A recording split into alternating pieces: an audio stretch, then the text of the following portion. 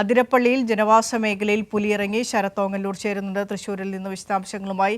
ശരത്ത്, എപ്പോഴാണ് നാട്ടുകാർ ഈ പുലിയെ കണ്ടത്? ഇതുമായി ബന്ധപ്പെട്ട് വനം വകുപ്പ് നൽകുന്ന വിശദീകരണം എന്താണ്? ജനവാസ മേഖലയിലാണ് രണ്ട് പുലികളെ ഇന്ന് വൈകിട്ട് നാട്ടുകാർ കണ്ടത്.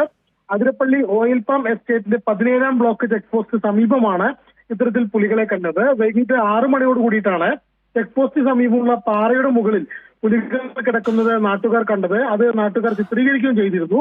ഇന്നലെ ഇതേ സ്ഥലത്ത് വെച്ച് KR ബിജു എന്ന് പറയുന്ന ഒരു തദ്ദേശവാസിയുടെ പശുവിനെ പുലി ആക്രമിച്ചു കൊന്നിരുന്നു.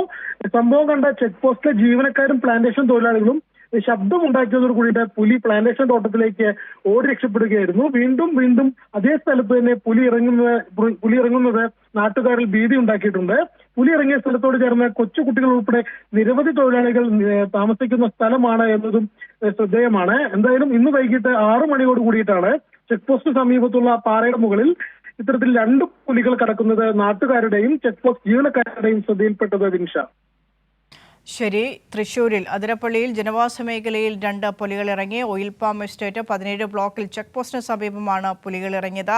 ഇന്നലെയും പുലി എന്ന് സംശയിക്കുന്ന രീതിയിൽ അവിടെ സ്ഥലവാസിയായ ഒരാളുടെ പശുവിനെ കടിച്ചു കൊന്നിരുന്നു. പുലിയാണ് എന്ന് ഇന്നലെ തന്നെ നാട്ടുകാരെല്ലാം തന്നെ സംശയം പറഞ്ഞിരുന്നു. അതേ പ്രദേശത്ത് തന്നെയാണ് ഇപ്പോൾ 2 പുലികളെ കണ്ടത്. നാട്ടുകാരാണ് കണ്ടത്. നാട്ടുകാർ ചിത്രീകരിച്ച ദൃശ്യങ്ങളാണ് ഇപ്പോൾ നമ്മൾ സ്ക്രീനിൽ കണ്ടതും. ശരത് ഓങ്ങല്ലൂരാണ് വിശദാംശങ്ങൾ പങ്കുവച്ചത്.